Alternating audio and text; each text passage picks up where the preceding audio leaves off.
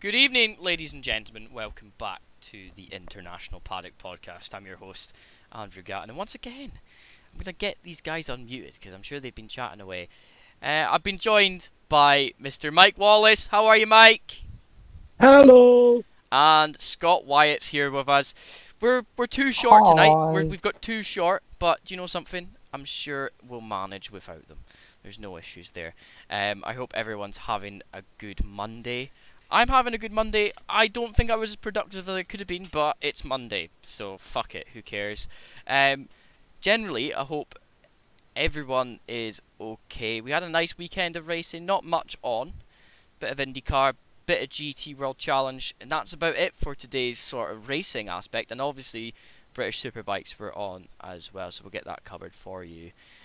First of all, can we just sit down and appreciate how lovely it is to have the sun out in Scotland? Holy shit. There's big massive fucking clouds about, but there's sun out. Can we have some? Can we have some, please? Some sun in Chester? No, we have not had any sun all week, and today, even though we've got massive storm clouds around, it's so nice to have some sun. Generally, and it's coming through at the right point to make me feel so happy, and it gives me the serotonin hit to be able to live. So, no, you are not having my son. Now piss off. Now, fair enough. Let's get straight into the news. Actually, today we're going to start with British Superbikes with Mike and get that done with you. So, Mike, when you're ready, take it away. Yes. World Superbikes at Imola. Nothing really to report incident-wise apart from race 2, but race 1 was won by championship leader Alvaro Bautista with Top Rack in P2. Britain's Jonathan Rea was P3. Andrea Locatelli was 4th and Michael Rinaldi 5th. Had dominated with Ducati and Yamaha riders, with the British rider Jonathan Rea, the Kawasaki in P3. What? Right, Super Pole. Should I hear somebody's voice then? Scott in the background going whoop whoop. Oh, I forgot to mention actually, the Brits, apart from Jonathan Rea, finished 3rd. There was Alex Lowes, who was 9th. Scott Redding 10th. Liam Haslam with a wildcard entry was P14, and Bradley Ray was P15. No bad. In the Super Pole, Top Rack took the win in the Super Pole from Bautista, Locatelli, Jonathan Rea, and Rinaldi. Alex Lowes was 7th, Scott Redding P9, Liam Haslam P15, and Brad Ray was P16. Then in race 2, race was reduced by 4 laps, I think it was, due to the severe weather temperature. Oh. And Top Rack took the win because the dominance of Mr. Alvaro Bautista in the World Superbike Championship was halted with a first lap crash. So his 100% top 3 for the year ended in race 2 when he DNF'd. Top Rack took the win. Bassini was 2nd, Jonathan Rea was 3rd, Locatelli 4th, and Rinaldi was 5th. Brad Ray was a Brit in 6th. Scott Redding was 8th, and Alex Lowes was P20. Despite his crash, Bautista is 70 points clear of Top Rack in the championships, with Locatelli 113 points behind him in P3. Jonathan Rea is in P4 on 201, and Bassini is in P5 with 179. Not bad, not bad. I'll just point out for a second here, Mm. with this championship and Bautista's dominance and the fact that he's won more races than anyone in the Superbike season, and we've got 16 races to go, which is quite an incredible feat. No, Hmm. 15 is it? Uh, Incredibly now, after that weekend, Toprak has more podiums this season than him, Yeah, he has. Yeah, point. Yeah, he has. which is mental. That is pretty big. So Top Rat could be a good sort of not too far away from overtaking Bautista if he fucks up the next few races. Yeah. And Yeah, there's I still a mean, title fight. it's you know when I say dominates, I mean, gotta back me up here. It's not as if he's half a lap in front. It's close racing, and it's got Yeah. that's there's fair perhaps enough. a couple of seconds at the most between them, but it's.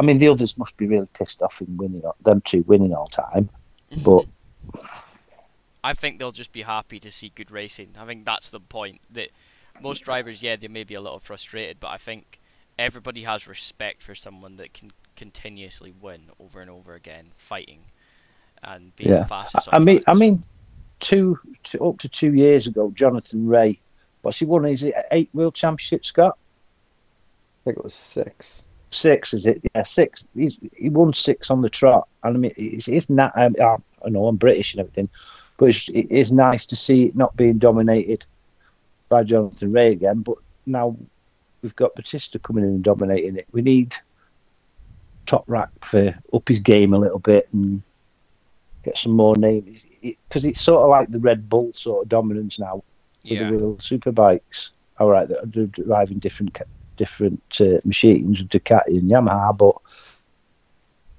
could do with some more top names up there. Yeah, exactly. So yeah, World Superbikes. Obviously the severe weather of the what are they got, the Cereberis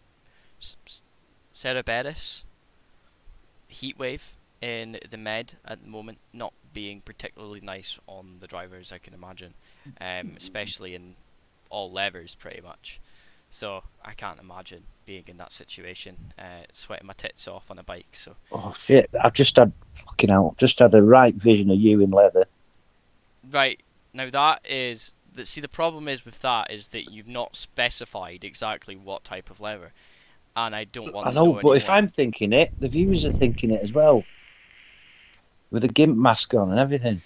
That's for them to. It's for me and you to know, and them to find out later on. Okay. Let's let's get going on everything in the world of Europe at the moment. We'll finish off our European segment essentially and talk about the Fanatec GT World Challenge Europe. I've got the results for both races right here. Continuing the dominance of car 88, the Mercedes Accord des Asp car, in the Pro Cup from Spa. They have now come back with a vengeance as well at Misano and have won the first race, so car 88 for the Pro Cup, and that was Raffaele Marciello and Timur Boguslavski. They finished pretty much not even a full second ahead of the Ferrari, the Emil Frey Ferrari of Giacomo Alto and Constanta Lapalainen. So Oh, I know him. they're coming back in. Ferrari, after having a pretty shit Spa at the 24 hours, is now in that sort of position again, where they're doing quite well. And Emil Frey is a pretty established team, racing multiple different types of GTs over the years. I'm sure we all know at least the Lexus RCF and the Lamborghinis that they used to run in the GT World Challenge. Also, so that was a 7.4 second gap towards the end, sorry. And yeah, the Mercedes were rapid. And then a charging Team WRT number 32 car of Charles Wirtz and Dries Van Tor for Team WRT in that beautiful coloured BMW. 15 seconds behind the lead. And they actually, I believe, posted the fastest lap of the race, a 1:32.445. So they were going pretty quick, would be the words to use. And they were not too far off pace from everybody else as well. There was a couple of cars that were pretty much on the pace with them as well. And to add to, we'll just go P4, was the number 12 of Frederick Versace and Nicholas Barrett in the Come2U racing car, which was an Audi R8 LMS GT3 Evo 2, which, by the way, they announced that they will not be making brand new ones anymore. They will cease to make them after 2024. So they will no longer be competing in GT racing other than spare parts. It's kind of sad, isn't it? Audi's pulling out of everything to be an F1, and it's going to fail. It's going to fail. And to be honest, it was an overall fantastic race for Emil Frey, actually, in that first race. The number 69 car of Albert Costa and Thierry Vermeulen. Basically, again, P5. So, essentially P2 and P5 in that first race is a solid one to go. The Gold Cup entry in P6 was Aurelian Panis and Alberto Di Folco in the Butson VDS car, which is an Audi R8, and they are the Gold Cup winners of that race. So scoring points specifically not in the overall category as well, but also in the Gold Cup category quite considerably as well. Very well done to them. Silver Cup race winner for the race was Jordan Love and Frank Bird in the Halpert racing team, which is a Mercedes AMG GT3 Evo. And the bronze winner was Enrique Chavez and Miguel Ramos in the Garage 59 McLaren 720S GT3 Evo. So a good, basically, good first race at Misano for that one. We'll go on to race 2 now. I'll have the results from that one in 2 seconds. And this is, well, the title of the fucking stream is this: Valentino Rossi and Maxime Martin winning their first ever race in the GT World Challenge Europe in the number 46 Team WRT BMW. They finished 4.2 seconds ahead of P2, which was the number 11 of Lucas Laguerre and Christopher Hasse in the Com2U Racing Audi R8. And P3 was the number 31 John Baptiste Simonauer and Thomas Neubauer in the Team WRT BMW M4 GT3, to which they only finished 6 seconds behind the lead. So a very, very closely contested race there. P4 was the number 88, who won the first race, of Rafael Marciello and Timur Bogoslavski.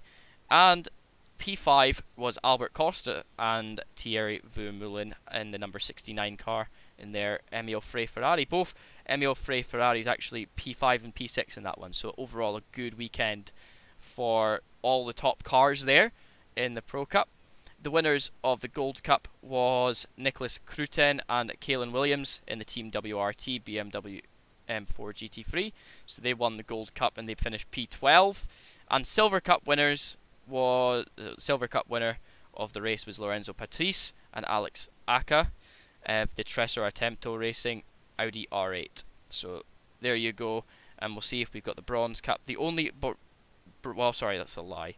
Not the only Bronze Cup entry was Enrique Chavez and Miguel Ramos in the Garage 59 McLaren again, taking the win in that class. So a very, very good weekend for a lot of those teams in Misano. I'm sure the heat was affecting the cars quite a lot. I heard there was a lot of tyres overheating. But yeah, that is all from me when it comes to the GT World Challenge Europe. We're now going to move on to Scott to talk about what happened in IndyCar this weekend. Take it away. Oh, well, it was a very interesting qualifying session to start off the weekend with. We had, obviously, a nice and dry start to the session, but then the rain absolutely chucked it down, and it made it very difficult for all the drivers. The amount of times they were hitting that last corner wall at the end of their laps was really fun to see. It was Toronto, wasn't it? Absolutely, it was. Yeah, so well, not absolutely. Yes, it was Toronto, but it was absolutely brilliant. But then on the race, got to turn 1, bit of a pile up. 10 laps of safety car.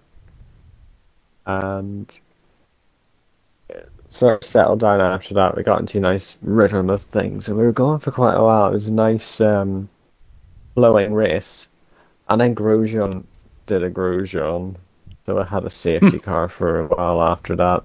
Yeah, I saw that. There was a And quite an uproar about that as well. and obviously, when one Andretti crashes, They seem to follow pretty quickly. Twerkwood decides to be himself and smash into the back of another car. Um, Castro Neves was out of the race, and honestly, I wouldn't blame him if he just retired today and hung up his boots. Yeah. But the main talking point of the race wasn't actually Christian Lundgaard's brilliant win, but Alex Palou hanging on to P2 with that wing, which was quite an incredible. Absolutely incredible beat. as a driver. He's He come is on a so well. Superstar. Yeah, he's come on so Who's well over that? the past. What's his Palou. name? Mm-hmm. He's come on so well over the past few years after winning the title. 2 years ago now, he won it, and Yeah, pretty much he shot in the competition throughout that season. And people were still doubting him, right? Last year, people were doubting him, even though he just didn't have the best performance last year. He really didn't. He won maybe 1 or 2 races, and that was about it. Will Power, however, had a dominant season last year with his sort of really consistent sort of high top tens every race, and that's what led him to win that championship, was just being consistently good. And I think from a Penske point of view, they've got really good drivers in their cars, and that's how they win races, and that's how they do well. This season's not been the greatest for them, and I think they'll admit that themselves. Obviously winning the Indy 500, but then cars struggling to really find podiums. Like Scott McLaughlin, he's my guy, he's my driver. Struggling sometimes to really find results.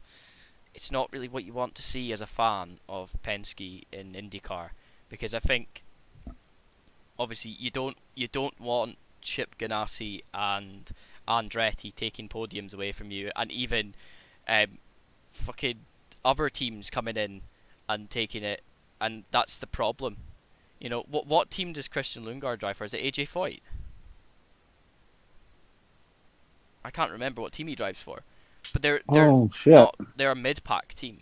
They very rarely make podiums. They very rarely do it. But Christian Lundgaard, after getting his first pole at Indianapolis this year at the road course, wasn't it? He was very quick round there, and then obviously the race is difficult because push to pass, and you're the car in front.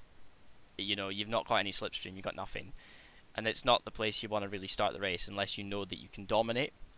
And the boy was good in fucking F2. Don't give him a fucking Indy car, an IR18 Dallara with the push to pass, and you'll do things with it. And I think that's the important thing that we need to take away, is that people doubted him in F1, that he was ever an F1 driver standard, but his standard of driving and how good he is as a driver, well, I mean, look at him in IndyCar. He's racing some of the top drivers in the world. Guys that know how to really put pressure on and be aggressive without having to be in an F1 car. And these guys are hard on each other. They can be just as bad as NASCAR drivers when it comes to really squeezing for space. They will do anything that they can to put you in a position you don't want to be in. Whereas in F1, if you try and do that, that's a fucking 5-second penalty. Send him in a fucking pitch now. He needs a fucking drive-through. No, in IndyCar, if you make contact with somebody, you get penalised, and that's it. And it's like there's not a big, massive debate about it all the time. The Grosjean incident at, was it Detroit, or was it that big long fucking circuit at the start of the season with Romain Grosjean and Scott McLaughlin after the pit stop incident where he came out on cold tyres and was defending Grosjean, and Grosjean hit him, and they both were in the wall because of that. The level of driving standards is a lot higher than F1's in many ways, because they're not going to shit and complain about it. But yeah, I don't know. What's your opinion on that, Scott? Is he alive? Has he died? Scott. Scott. Anyway, okay, we'll go to you, Mike. What's your opinion on all that? No, I agree with what you're saying. And it's got to be good for the sport, hasn't it?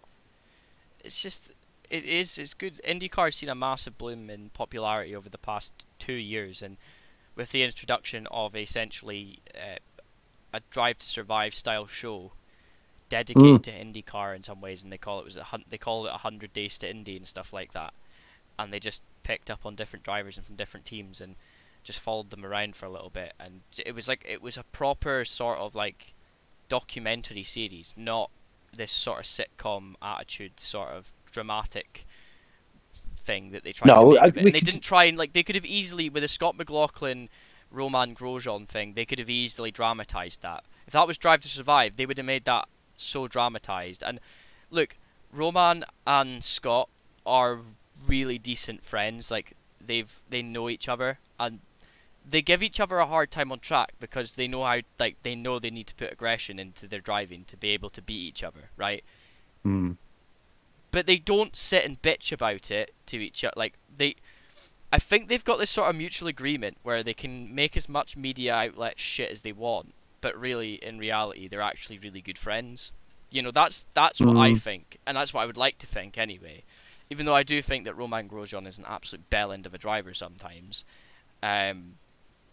You know, you don't have to be a bell end to know the Laguna Seca incident, where he decided, well, there's no such thing as the corkscrew, and just took 2 cars out with him as he went down the corkscrew. So I think in many ways, you know, he's a good driver. I mean, he wouldn't have been an F1 if he can't knock him. No, he is a good driver, but obviously the little things let him down. It's silly little incidents, silly little things, and it's depressing to see that, because every F1 fan in the world wanted him to do well, but nobody cared about Kevin Magnussen and IMSA. They didn't even know what IMSA was, but at least some of the F1 fans were like, "Ooh, IndyCar, that's kind of like F1. I'll be interested in that," and they went over to that. I don't think I saw many people being IMSA fans after Kevin Magnussen driving for Chip Ganassi in the DPI class for 2 seasons, pretty much. I don't think that was big news, but to me it was, because I like IMSA and I like F1. That was the perfect combination, having K-Mag in there, racing in the same environment that his dad had been racing in the whole time he's been growing up. Yeah, you know, definitely. I mean, Jan Magnussen is a legend. If you're a Corvette fan like me, where's my Corvette t-shirt? Here it fucking is. Kept this out just for this comment. You know, my Corvette t-shirt, I wear it every year when it comes to that time, because it's cotton and it's nice and warm, and it's normally cold in January here. So I'll be sitting with that on, enjoying watching the Daytona 24 Hours and watching some of the early IMSA races.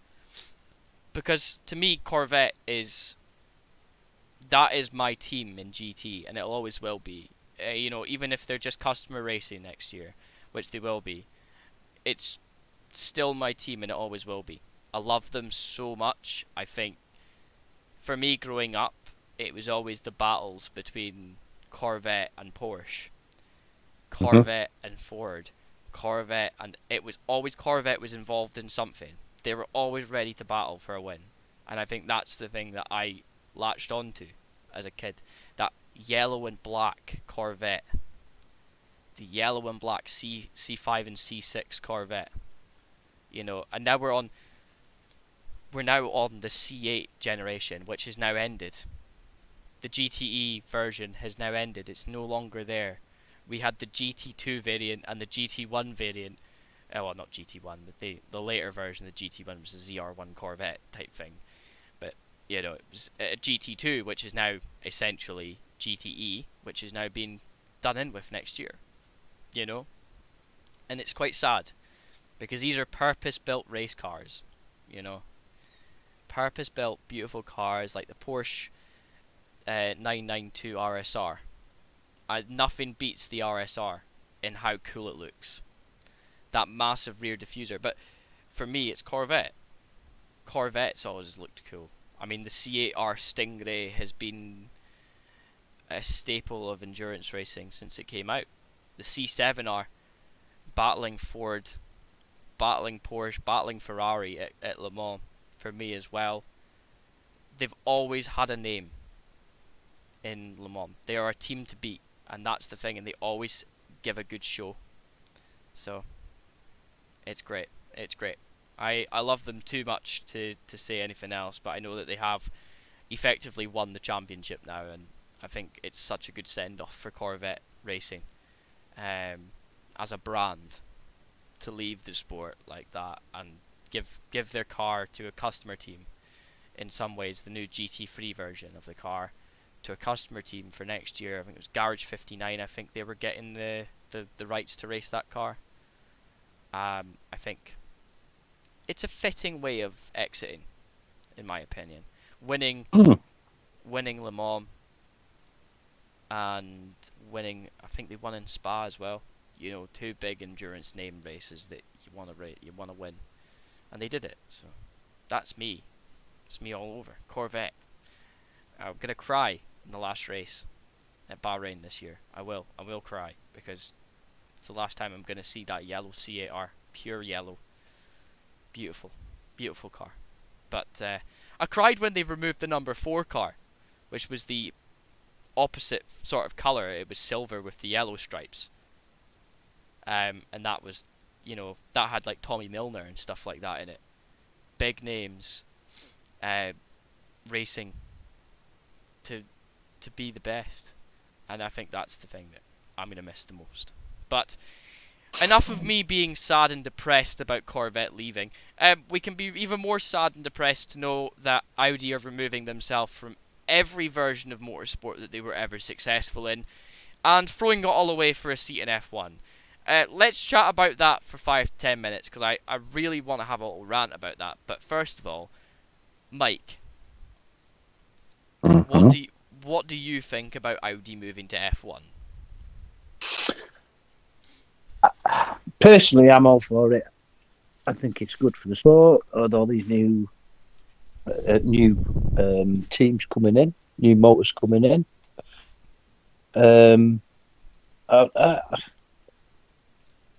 I want there to be more. I think there should be more selection of different manufacturers than that. But obviously, with you only 20 cars on a grid, you're limited to what cars can go into F1, can enter F1. So, but I'm for it. I like Audi. I love my R8s. Obviously, they aren't going right to race F1, but no, I think it's good. That's my opinion anyway. Yeah. No, I think you're fair. I don't know. I'm pissed off, to be honest. I'm genuinely pissed off. Oh, and it's wrong. It's not fair that they're coming out of other events, types of racing and anything to just concentrate on the F1 thing. I mean, can't they use other racing events and classes to bolster their success? Yeah, and experiment and bring other drivers on. I don't know what the obviously the mindset is over it, but I'm just, you know, when they announced they were leaving Le Mans behind, the LMP1 era, when they decided the R18 was the last variant of the LMP1 car they were ever going to produce, I was a bit sad, really, inside, because that's the last time that we were going to see Audi on the grid after. Yeah, I think it was 18 years of successful running at Le Mans, and you know, created. I mean, what's now? I perhaps took your question wrong. No, you took it as the way I asked, which was, how do you feel? No, I about didn't. Audi? No. Joining F1, I didn't make me comments about them taking the car out of right. Okay. Other categories, other events. You know, if I was an Audi fan, I would be sad that they're just concentrating on F1, but they should leave the door open for other categories myself. Yeah. And it's sad because they've entered every other series in the world now. You know, they do Dakar, and they don't even compete necessarily in Dakar. They're in a class of their own in Dakar. What is that going to gain for you? What is that? Like, you're just showing us that you can do it, and then you're adding into every message that this car is not a car that can be bought in local retailers. It's a purpose-built race car, blah blah blah, and you've become a meme because of that. And the sad truth is, like, even when they made the Hunatron, which was the Audi Quattro e-tron thing that Ken Block was given to drive and do a gymkhana in, to represent Audi as a brand. And even though, this is really quite sad, obviously, because it's Ken Block and he's no longer with us, but even with that, you weren't racing, you were trying to build brand exposure. By doing Dakar, all you're doing here is trying to build brand exposure. And then by entering F1, what is this? Is this another PR stunt? Are you just going to join F1 for sign a 6-year deal with F1, and then after that it's all over? And then will you go back to the stuff that you're actually good at, or are you going to try and make a good effort here in F1? Because this is it. We don't know the mindset, do we? We don't know what plans in stone they've got, do we? Really, Audi? I think Audi just wanted to be the first manufacturer to join the new era of F1. They just wanted to be. Like, they wanted to be a new brand in the name. They wanted to be that brand, because Porsche were obviously discussing to join. Like, Porsche were really interested in buying a full share of Red Bull Racing. They've got a majority share in some ways to one of the F1 teams. I think it is Red Bull. And here's a question for you. It's kind of shit, really, but yeah. That'll put your head in a spin. In the distant future, would you see a Bentley car entering F1? I can't, because Bentley is obviously owned by the Volkswagen Group, right? And Audi is part of that, aren't they? You wouldn't see that. True. It's so sad. Because, like, there was so many rumours that Lamborghini might try it, and then they announced that they were going to enter the LMDH category, which is probably the best move they could have ever made. Because endurance racing now is becoming so much more of a popular sport to watch when it's on than F1. Yes, is that because of the? Yeah, is that because people are getting not fed up but bored with F1? I mean, it could be. Personally, for me, I've always enjoyed endurance racing, so I couldn't really answer that question fully.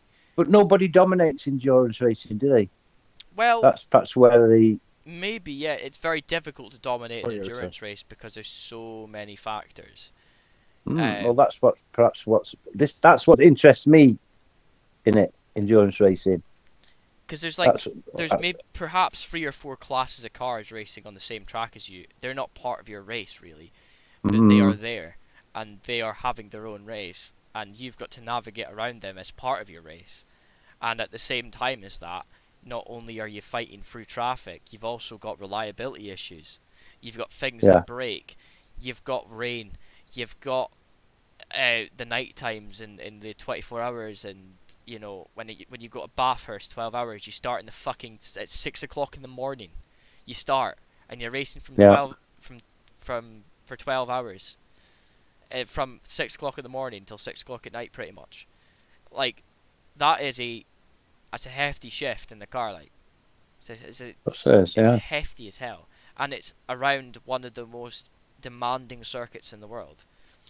And all it takes is for one bit of loss of concentration in that race, and you've binned it into the wall. Yeah. They made it specifically. I'll be honest with you, so that it's competitive. But yeah, I'll be honest with you, right? Until I got talking to you and getting a bit of info about endurance racing and everything, I was quite ignorant to it. I didn't realise there was that much technology, it's not statistics, strategies and things like that went into it. I just thought people just sat in the car and drove around 24 hours or 8 hours or whatever. And I keep mentioning this word mindset. Is that the mindset that people have until they realise what does go on? You know what I'm saying? Could be, yeah. I mean, look, I have nothing against anybody who likes endurance and doesn't like F1 and is the the other side of things, right? But I've never met an endurance fan who has spoke bad about all the other racing and just said endurance racing is the best. I'm probably the only person that I know that does that, but that's because I want to hype it up a bit, right? I don't disagree with people in saying that Formula 1 is still relevant, because by far it is, right? GT racing is a lot more relevant now than it ever has been.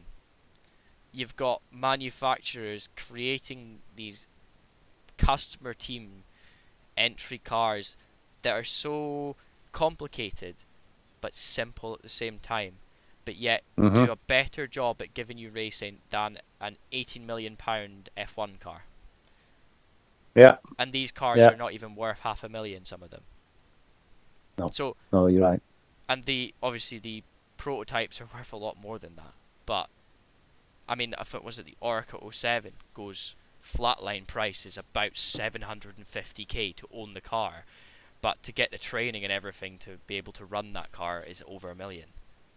That added on to that, because there's a lot of technical stuff, and that's why it's a lot more difficult for teams to run cars at endurance races in some ways, rather than the way it is. The pot has always been getting bigger and bigger for endurance racing, but I think come next year the pot is going to be so large because of the amount of races that they're doing in different places. You know, they announced they're not racing at Sebring next year,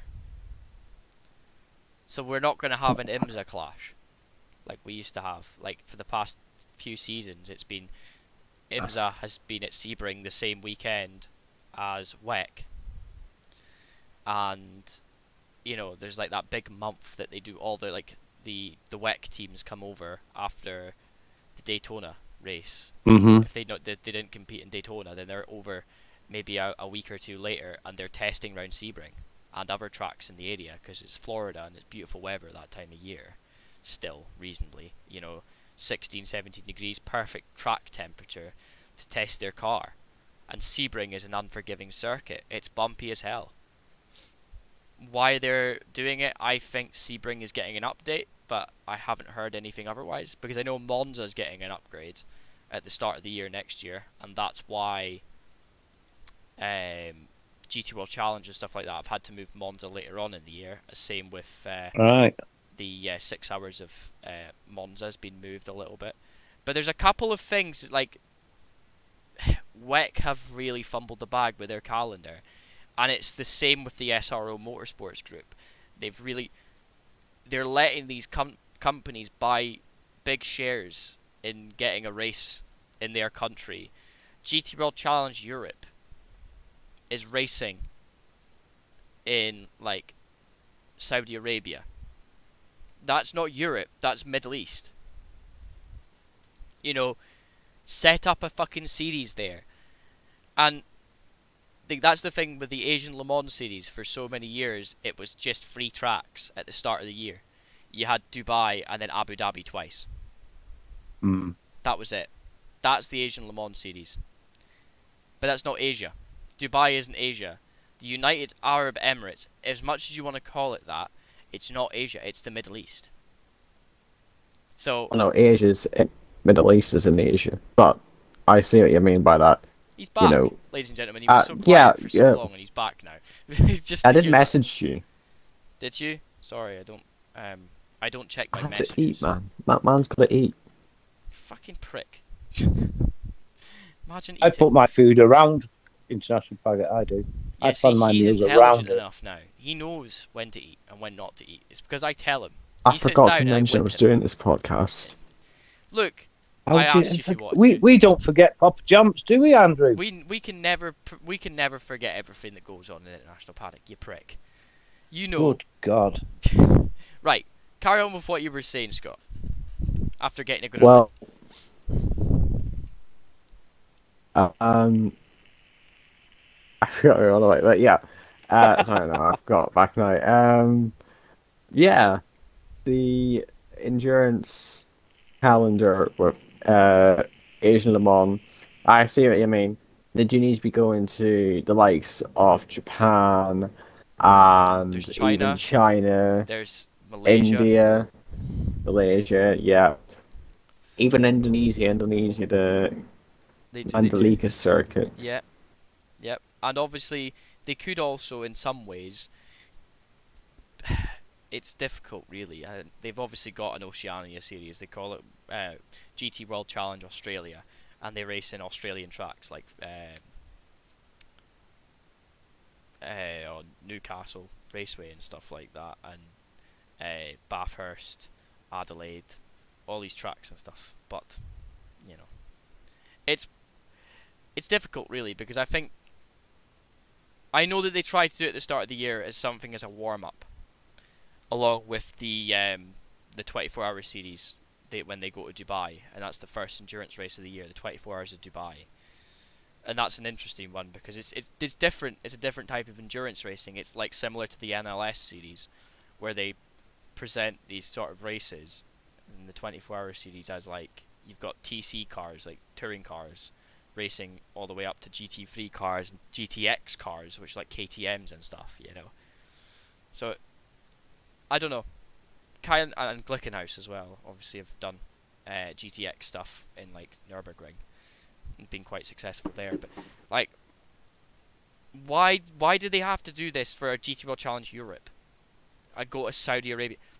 It's not Europe. Make your own, like SRO. You've got enough money. Make your own series in the Middle East. There's enough tracks. Like there's enough tracks there now. Country.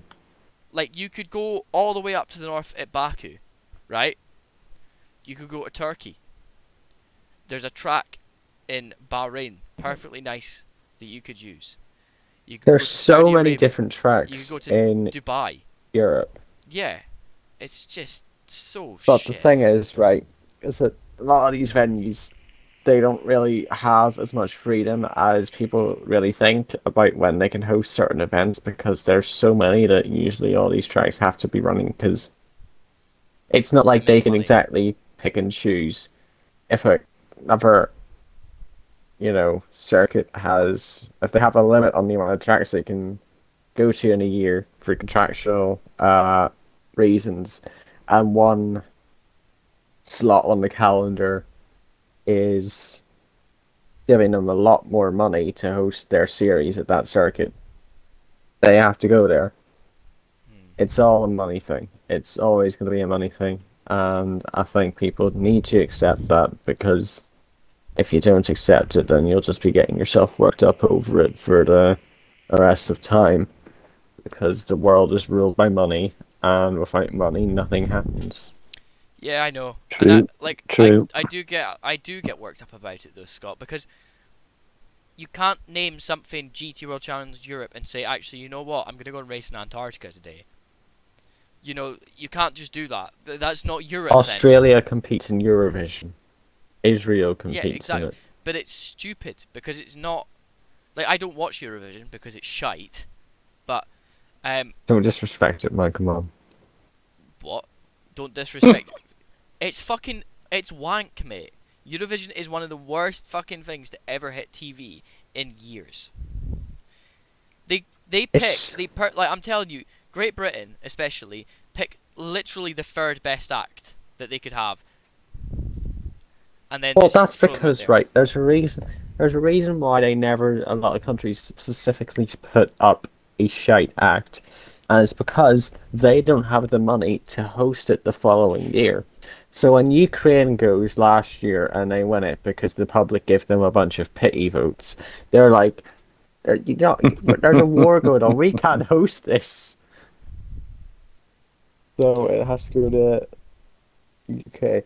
But anyway, that's just completely irrelevant. And Angelo's saying Eurovision shite as well, so I'm not the only one. Yeah, Angelo's just weird. No, he's not. Patrick respects it. Angelo, right? Angelo is a weird bloke. Angelo is not a weird bloke. Patrick understands the whole Eurovision thing, so he's good in my books. Patrick's stupid though. No, he's not stupid. He's a lovely man. He's Dutch. He's He high has a on massive. Right, I don't care. What you were about to say there, I don't care, because I ain't gay.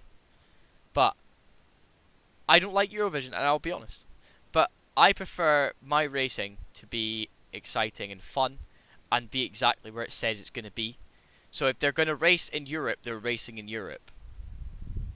You know, they're not racing in America in a European race.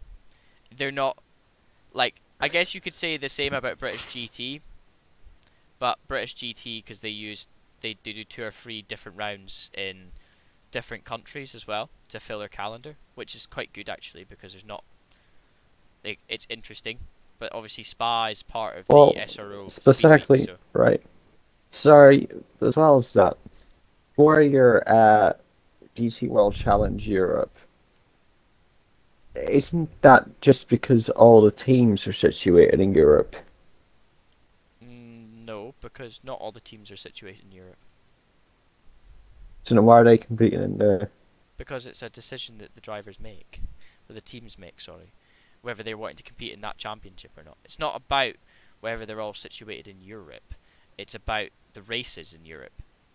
When they say it's Europe, because you could have, because that's a lie then. Because in every racing series, there's, like, Carlin, for example, raced in IndyCar. They're a British team, you know, and they were racing in America. So I don't know. Well, IndyCar is not exactly bound to America. Yeah, I know that. Because They used to have races in the UK. Well, IndyCar also. I know IndyCar's a bit washed up though. Yeah, well, they used to have races in Australia as well. And I don't anymore because they now just have a half a year long calendar, which goes to just maybe a few ovals. Brazil as well at some point, didn't they? They did a couple of races. Yeah, they did. They used to do Brazil. They used to do Australia. They used to do Japan. They used to have a race in Germany. Though, wasn't it?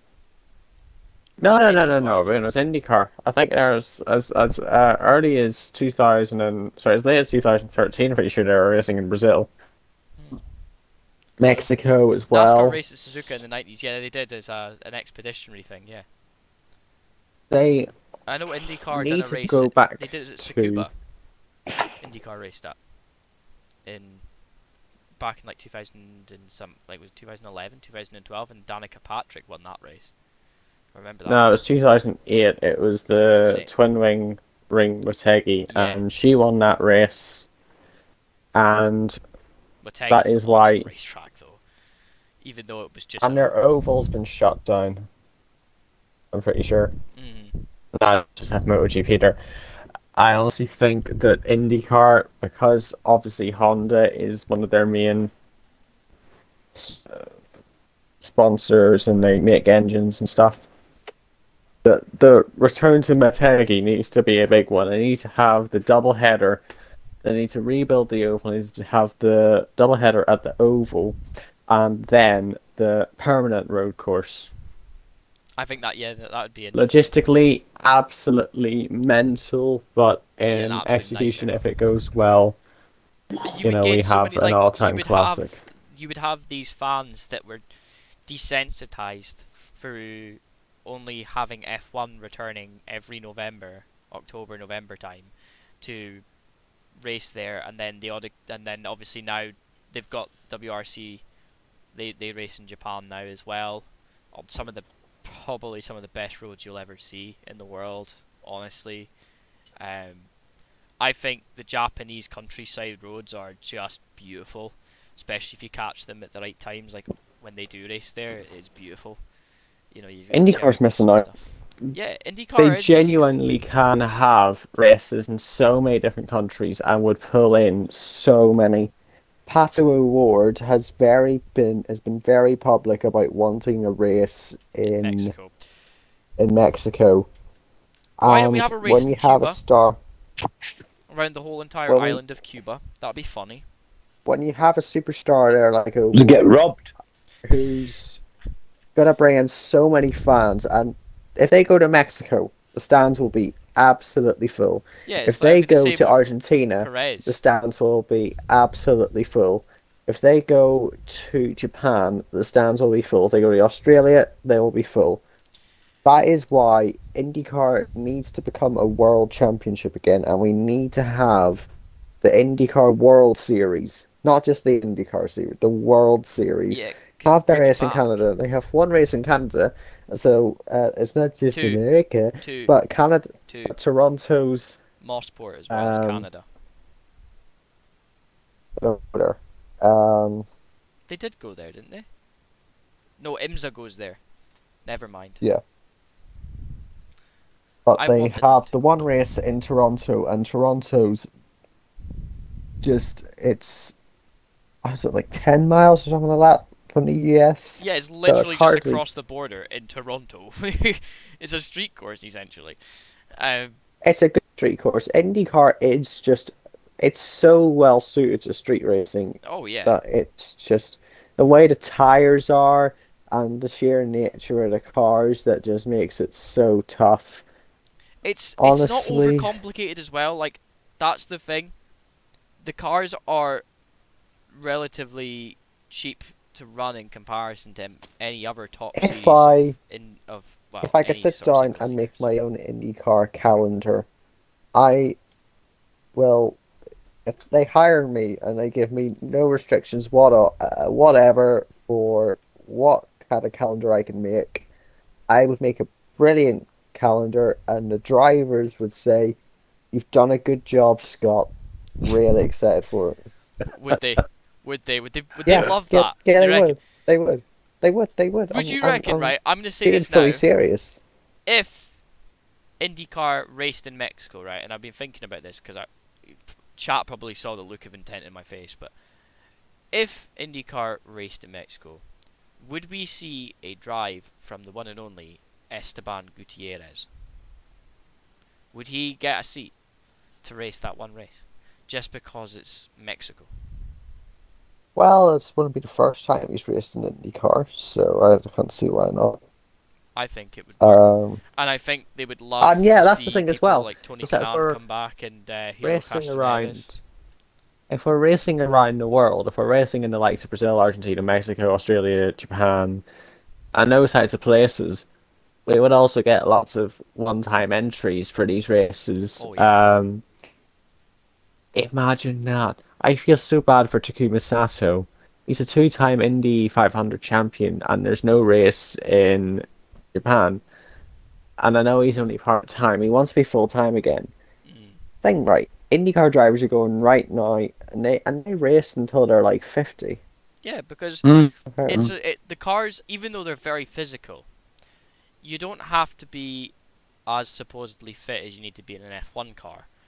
And Or no, it's because it's going to be the same with F1, I think, in the future as well. And Alonso's going to set that standard. Alonso might be in F1 in 5 years' time.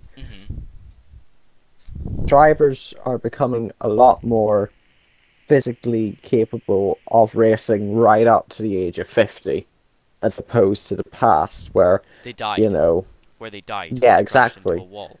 Now they can crash into a wall and get out the car and they can go for fucking breakfast, or the next day and not be in a fucking wheelchair for the next. Are they getting encouraged to retire early from F1 though? I mean, we've seen it with Ricardo. Now he's coming back. I mean, He wasn't Ricardo encouraged to here, retire though. He was forced. He was He was forced out of sacked. the seat by McLaren I because they were reckon- shite. I reckon if we give it a few years, Alonso will still be around, and then the question will be, because obviously everyone's been calling for ages for certain drivers to retire from whatnot, because he's in his 30s. It's less about It's the Lewis physicality Hamilton. of it. He's done winning It's races now. all in the mind, and Alonso has the body of a 42-year-old man, but he has the mindset of a 22-year-old man. He really, really wants to go out there and win. And he's a good driver that's as well. Where, there's no question about that. That's where Alonso sort of comes alive. It's because although he is quite a lot older, he's won 2 championships like 2 decades ago, he is so... The wait for the third one has just made him hungrier and hungrier for it. And Aston Martin started off the year strong, and they're getting a bit weaker now, but once they keep building this up and once their factory's fully up and they're running, Alonso will still be there in a few years' time. I bet. And question: why is we Lance see Stroll so stick around? shit? Whether we see Stroll stick around? No, Stroll's only ever good when the car is like half okay. Yeah, but like, when why it's is really he so good, shit? he's shit. Why is he so shit? He's given one of the best cars Because on the fucking grid, and he has to kill Gasly to get past him. Well, who the hell wouldn't kill Gasly? I know you don't like Gasly, but look, I'm being honest, it's not the first time he's killed people. He's killed Brendan Hartley at his home race, and decided that, you know what, I'm going to kill Charles Leclerc, and I'm going to continue to be a prick in F1, because my daddy runs a team, and my daddy loves me loads, and I'm amazing, I'm such a good driver, I have such a shit hairstyle. Anyone in the paddock, they will vouch and they will defend Lance, except maybe Norris. I know Lando Norris doesn't like Stroll. Yeah, that's because Lance Stroll in the early days was an arsehole and killed fucking Lando at any chance he could get. Because Lance is a punt-to-pass merchant.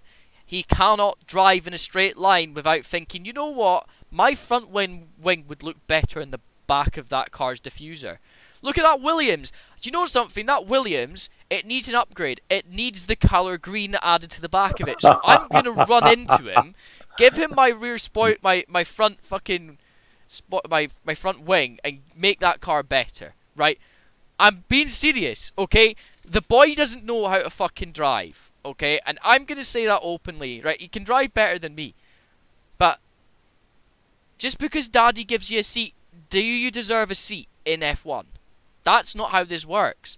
Nicholas Latifi, for example, even though he's GOAT TV, and I can't say anything bad about the GOAT, right? His dad paid for a massive, massive stake in Williams with the big deal they had with Lavazza, because his dad basically owns Lavazza Coffee. And in many ways, he got a seat through that. But Latifi did actually come up through the Williams Driver Academy and deserved to be where he was.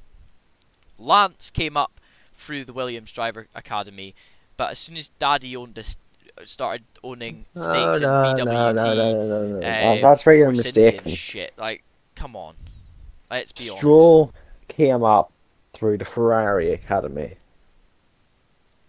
and then Williams. Yeah, he did, but he didn't get there. He didn't get there off of pure pace all the time, though.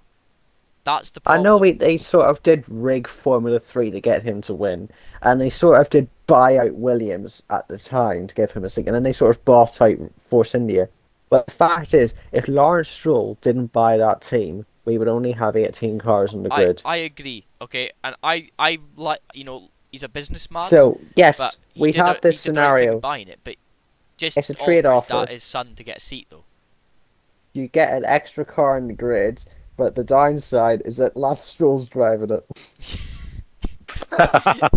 There's so many drivers that are like, give Alex Palou a go in that fucking Aston Martin, and let's see, give him a few races and he'll be on top of the fucking game. It, right. Here's the F1 silly season wrapped up. Here's what I think should happen in a silly season. Right, go for it. Starters, Alex Palou straight into that McLaren. Yep. Straight into the McLaren F1 car, straight in to replace Norris, who's going to Red Bull. Perez can go to wherever he likes. IndyCar. He'll go to IndyCar and replace Palou and Chip Ganassi. Fuck it, why not? Then, I have a point there. After that, we need Hamilton and Leclerc to do a seat swap. You reckon? I think Hamilton's going to end up at Red Bull, I do. No, he won't go to Red Bull. As long as Max Verstappen's driving, it's not happening now. There's too much of a wage there. Like, I think he will. I think he will. If it happens, Mike, I owe you a tenner. No, I'm not. No, I'm not doing money. I'll just say told you so. No, but You like to be able to tell me that I told you so. Yeah, because I'm Lando older than you Norris, and I'm fucking 2. wiser. Norris to Red Bull Right. would be brilliant. I think it would be great for all parties involved. And if there's arguing within the team, even better, brings more entertainment to it. It's what Mercedes had, is that both drivers were, on pretty much the same level, Rosberg and Hamilton, and they were both able to fight for championships against each other. And as a result of that, Spain 2016 happened, one of the greatest races in F1 history. Awesome. Yeah. That was a That great race. was absolute limbs. You couldn't have predicted it if you tried. Nope. Oh, no. We did predict it. Me and Mum predicted it in the week leading up to it. It says, because Max had just got the Red Bull seat. It's like, yes, what's going to happen this weekend? So we go, well, hopefully both Marks take each other out and Max wins. Wow. And Bernie, before the race, he was interviewed on the grid with Martin Brundle. He goes, I've got bombs in my pocket for the Mercs. That's Bernie. Right, I'm sorry. Right, Bernie is one, like him and Sir Jackie Stewart are the two people that I love to see on the grid. I cannot express this enough. I love both of them. Okay, Jackie Stewart because he's witty as fuck and he's Scottish. Alright. And there's a corner named after him at Watkins Glen, which is by far one of my favourite tracks to watch racing. And then there is the just insane amount of like chemistry in some ways between Bernie and everybody in the paddock. Bernie knows everyone, and that is the thing. So does Jackie Stewart. They both know everyone, so they have the dirt on everyone. Martin doesn't get that because he's a pundit, and they don't want to reveal that to him until you go to speak to Bernie, and Bernie opens his trap to Martin because Martin's good friends with Bernie. So, like, come on. Like, the new fans of F1 and just fans in general, they don't respect Bernie Ecclestone whatsoever. He is one of the greatest people. He is the greatest thing to ever happen to F1. He's the greatest thing to ever happen to motorsport. He made F1 what it is. He made F1. Definitely. With him, F1 F1 existed as well. Both of F1 those guys. existed way before Bernie came in. Bernie was an F1 driver once, and he failed to qualify. He entered the 1958 Monaco Grand Prix and failed to qualify for it. Fair enough. And then it was at that point he realised, yeah, maybe driving's not for me. So he then went off and he owned Brabham and whatnot. I come to that conclusion and took comms up. Yeah. And if I could sit down with anyone, talk about the sport, people nowadays that that they want to listen to, and if you could sit down with anyone in the sport, they want to sit down with, I want to speak to Max, I want to speak to Lando, I want to speak to Charles because he's got a really, really nice body and he looks hot. Shut the fuck up, you little stupid I want to slag. sit down and have a 10-hour-long conversation with Bernie Ecclestone about all things F1, about how all these different things happened and how this and that went on, go into all the excruciating detail. He is someone who I want to sit down and talk to, and I would sit down and talk to him all day. I would not stop the conversation, but maybe it would be one of the best experiences ever. Unless you were hungry, then you go missing 10 minutes. I listened to the podcast with. Sorry, I listened to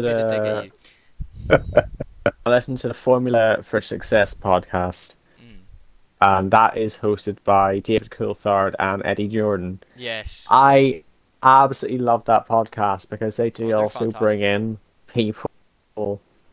And they bring in They had an episode with Bertrand Gachot. And when these guys talk about the other drivers that they've seen on the grid, and the other people that they've worked with, and the team owners, it's brilliant. you need to be listening to the people who have been there, done that, been in and around the paddock, have owned teams, have been in the FIA, have won lots of Grand Prix, and Max Verstappen doesn't have the same level of respect for No. Formula One as a lot of the other drivers No. do. But I sure do my believe three. he's one of the greatest to ever touch the sport in terms of driving ability alone. Exactly. Yeah. And If I had 4 people I could invite to a table to talk about F1, it'd be Eddie Jordan, what's his name, who you just mentioned, Bernie Ecclestone, James Hunt, and Murray Walker. Murray Walker. May his Murray may Walker. his soul rest in peace, because to me he is a hero of mine. And do you know, right? This sounds Flavio Briatore. Yeah. Yes, Flavio.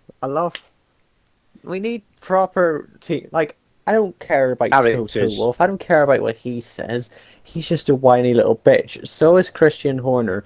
And then all the other team owners, all the other team bosses, they're just principals. They're just like your football managers. They're not. Exactly. You know, it's like football as well, when you'd have the big 3 in, like, the Premier League.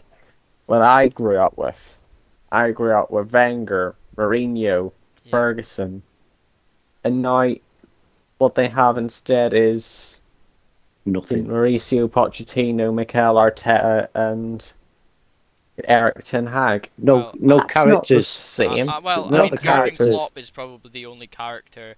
Arteta's becoming a bit of a character, and Pochettino, he's okay, but they're not the level of like Sir Alex Ferguson, and you know the level of experience in those guys is unmatched. Okay, and look, I'm a Sir Alex Ferguson fan all through and through, because my dad's an Aberdeen supporter, and he supported Aberdeen through the time that that he was manager, and even remembers the last time that he had played for football in that club.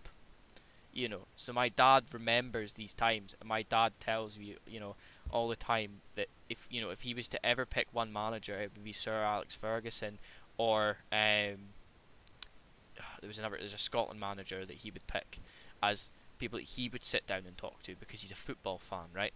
And I'm just thinking in general, right? If I had, because you guys named people that you would want for F1, for me in general, for racing, I would love, I'm gonna name a few few people that I would love to sit down with, and just let's say it's a round table, and we were sitting down having a conversation about racing in general.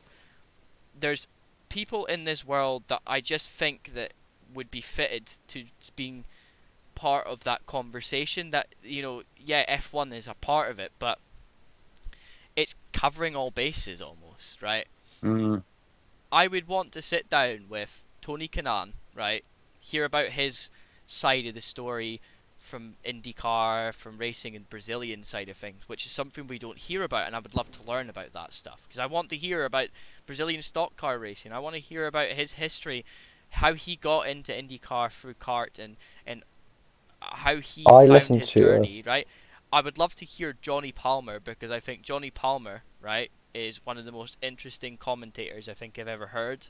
He has so much to say about everything when you hear him at, like, in the Radio Le Mans broadcasts and stuff about Le Mans, Daytona, Dubai. He's always got something to say, because he knows the drivers. He's seen them come up through the ranks. He always has something on someone or a story to tell about that person. And I think that's the most interesting thing, is it, as me loving commentary so much, is having somebody there from the commentary side of things would be awesome. Another driver that I just generally think that I would love to have at a table with in that is Tom Christensen, Mr. Le Mans. Who else better to talk about an experience in endurance racing than the man who is Tom Christensen, Mr. Le Mans, the most successful driver ever to grace the tarmac at Le Mans in many ways. He is someone that not only won in cars that were deemed as to be not as successful or maybe not as competitive at the time, like the Bentley Speed 8 and stuff like that, cars that weren't pictured to win it, but he did it, and that's the important thing, is that this, he did that. I think then when it comes to, like, maybe I'm just gonna pick people that are sort of still alive, because I think that's fair from my point of view. If I'm picking everybody that I would have a chat with now at this moment in time, That's why I want to get a chat with Bernie very soon. He's in his 90s. I mean, to be fair, Bernie might live till he's like 120. So to be honest, he's probably going to still live got till he's plenty of time. 200 at this point, because he's got enough money to Yeah. do so. Who else could we? He drinks Brilliant. children's Watch him blood, die that's why tomorrow. so young. Who else could we have well, on the table? I think from a Formula 1 perspective, of people that are still alive, I think either Damon Hill or Nigel Mansell, right? From my point of Mansell, view. Damon Hill's got no personality. You reckon? I think Mansell would be good, because Yeah. Mansell was about in a time where you had some of the greatest battles for titles in history, with Ayrton Senna. I mean, you had that Mansell, interview. you had Schumacher, you had Alain Prost, and he even saw the end of essentially Niki Lauda's career as well, coming up through. So what do we say about all of this is, I would love him there, or just to discuss his experience in F1 and what's going forward, and probably last but not least, I feel in a way inclined to ask probably one of the more successful GT drivers of our generation, and that would be Jules Gounod. I mean, he's only still relatively new on the scene, but I think I look up to him so much as a driver, and as a very successful driver, so be it. Yes, he only races GT3s and stuff, but he's done it everywhere, and yet he's still successful. So what does it take to be successful in both GTs, in endurance, and also in sprint races? How do you do it? I want to know. So I think from my point of view, he's a driver that I would want to speak to about that. And that's running up to the Silverstone Grand Prix, they did a little mini documentary with Nigel Mansell, yeah. And I thought he come across brilliant. I really did. He's obviously getting a bit old, and you can tell, but he absolutely loved even getting into his car again. Yeah, he did. And you could see when he sat in that car, instantly he knew where his buttons were. Yeah. He knew the seating position. It fit like a glove, even though he's just a bit bigger.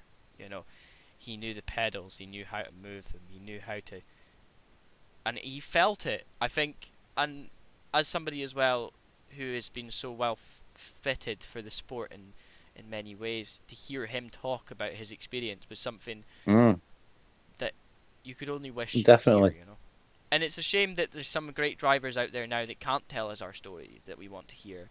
James Hunt, for example, when he was about, even though he was a bit of a party rocker, I would love to hear his experience. When I think of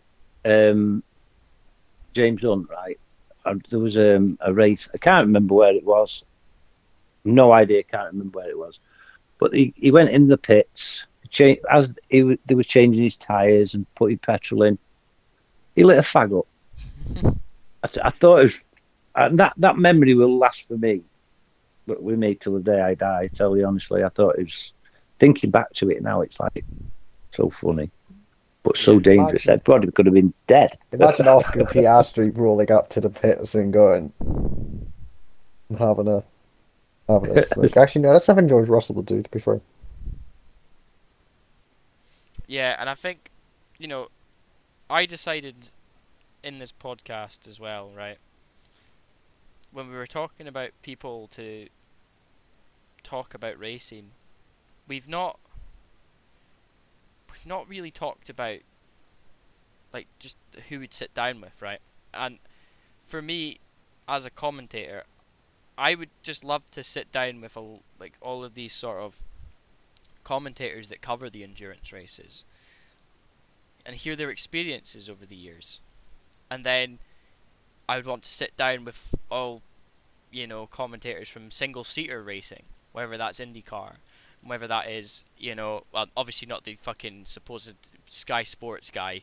He's pretty fucking shit, and I hate how he just Sky randomly Sports cuts is it. shit.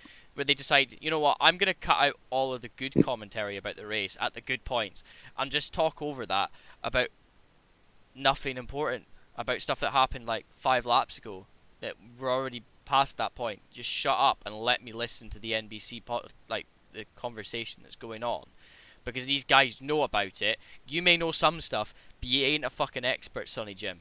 These guys have been doing it for ages. Let them fucking do it, you know.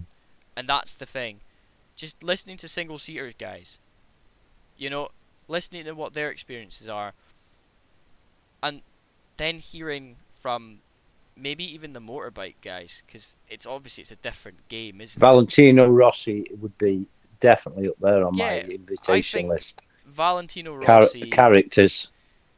In general, right? Not even just as a motorbikes. You know, he's now made his name in GT racing by being being a race winner. You know, that last weekend there, he just done it. You know, he's been racing in the sport for only a year and a half now.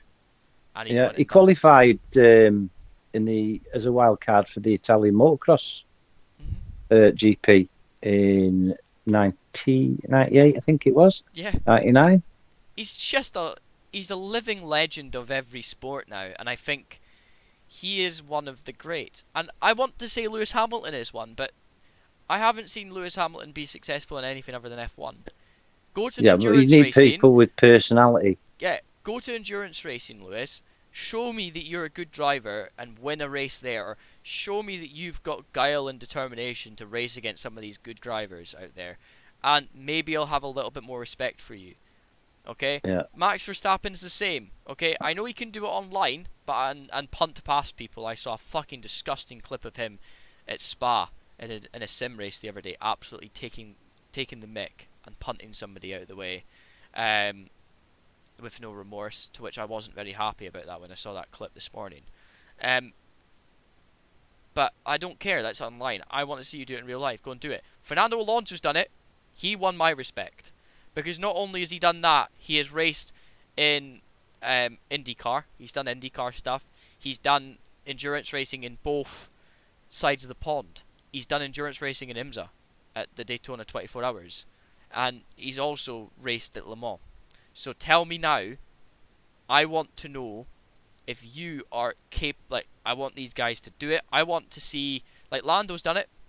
Lando's done it, even though it was before he joined F1. I don't care. He's done it. He deserves all the plaudits he gets. K-Mag's done it.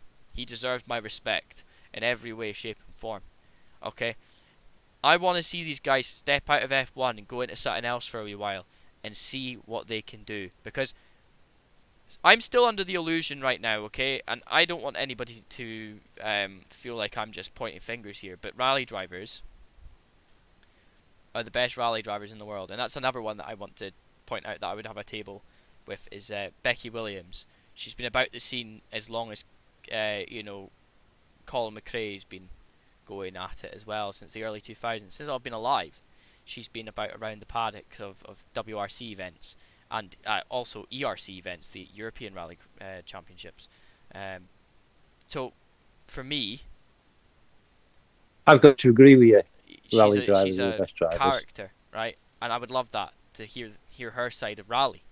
Rally drivers are the best drivers in the world. There is no question about it. If anyone wants to complain about that, my DMs are right there. You can add me on Discord and we can have a nice civil discussion about it. It's not going to be an argument. It's going to be a civil discussion about why I think rally drivers are better than every other driver in the world. Because if you sit on board with these guys, I want you. I know there's loads of clips out there. That's what I was going to say. A face cam picture that's synced up to them, also a camera pointing outside of the rally stage, like looking outside the car on the rally stage, and you can see that these guys they're not even at, like, their head's not at the corner that they're on. Their head is at 5 corners ahead. Yeah. some of these drivers are being told the calls for the corners, and having to remember a sequence of corners that are maybe another 15 seconds down the road, and that to them, and they're just remembering in their head, they've created this imaginary line of where they're going, and they do a dangerous job. They do a dangerous job. There's no other way of putting it. Rally driving is still one of the most dangerous sports out there. And yet, we have only lost one driver over the past few years when in the top flight. So, and that wasn't even in an event. It was a pre-event practice. And that was, Craig Breen. Before was it Croatia this year, which I'm still kind of distraught over. He's an idol of mine as well. But it showed, I will say this, I will be watching Rally Estonia while I am endurance racing this weekend at Spa. I will have it on. It's not coming off my phone. And, obviously I won't be looking down at it when I'm going up Eau Rouge, but I'll be watching it, and I'll be looking at the results, and I'll be watching it, because I love Rally. I'm in awe at the speed that these guys go. They're going like 120, 130 mile an hour on roads that are smaller than... They're not roads. They're not roads. They're like pathways that I would walk on to take my dog a walk. Some of them. And these guys are sending it sideways, jumps, everything like that, over these crests, blind crests, and they're like, I trust the car to save me if I crash. Or, I don't care, I'm not going to crash, I'm too good. And I love that. They are, fuck every other driver in the world. Lewis Hamilton couldn't jump in that car. Lewis Hamilton couldn't jump in that car and drive it the way that Kalle Rovanperä drives his car. And the argument would be, because he doesn't do rally. Like, yeah, but that's the point. You can't say he's a fantastic driver until he's tried everything. Kimi Räikkönen has literally done every race under the sun. He's done NASCAR, for fuck's sake. And he's also done rally. Okay? Tell me that is not a guy who wants to experience fun like no other. Jenson Button decided he did NASCAR, and he also competed in the Nitro Rallycross as well. And he had a lot of fun with that. He said he's had loads of fun ever since he's left F1. And he's done alright. So, come on. Be honest. Who is the best drivers in the world? I don't think they're F1 drivers. No, I don't. They may be the best ones to watch sometimes, occasionally, but they're not the best drivers. They're the highest paid for being shitter in many ways. So take that what you will. I think we're going to get ready to end the podcast here, folks. In about an hour and a half's time, we're going to be live with Papa Champs at 8:30 p.m. Be there or be a fucking square. Oh, Winai's here. Hello, Vinay. And Papa Champs. We're going to be live with that, with all the action. Me and Mike will be loving you guys. Looking forward to it. Can't wait. So, yeah, please do jump in and watch what's going to be a spectacle of racing, I can assume. And also, I want to just quickly give a shout out to Scott for joining us this evening, even though he didn't have to. But he did. I kind of forced him. Even though he got hungry and went missing for half an hour. Yeah, you prick. Look, at the end of the day, it's difficult sometimes for us to work our schedule around this. Obviously, last week we had to change a little bit around, but don't worry about it. We still got a podcast out there for you. It's all live and available to watch on this Twitch channel still. And also, you'll be able to go and watch it on the YouTube. It's been uploaded on there as well, so make sure you tune in to that. Also, just quickly before we end, the racing this weekend, I believe we're at Lime Rock Park for IndyCar? Is it IndyCar, Lime Rock Park? No. IMSA. I guess the IMSA GTs. IMSA GTs at Lime Rock Park, I think it is. That's a good track, small, good fun, and I'm sure you guys will enjoy that. We'll be covering the action on IMSA that weekend as well. And obviously Rally Estonia, which will be the big headline act for discussion, because Rally Estonia is an awesome rally. And if you want to watch that, you need to get a WRC Plus subscription for £9 a month. But you can also watch the highlights on Channel 4. And I'm sure some other countries have got it free to watch somewhere else as well. I'm just not that clued up on it. But, you know, who am I to say no to some fantastic racing? Now, thank you very much to everybody for watching. And we will catch you all in the next one. Good night. Good night.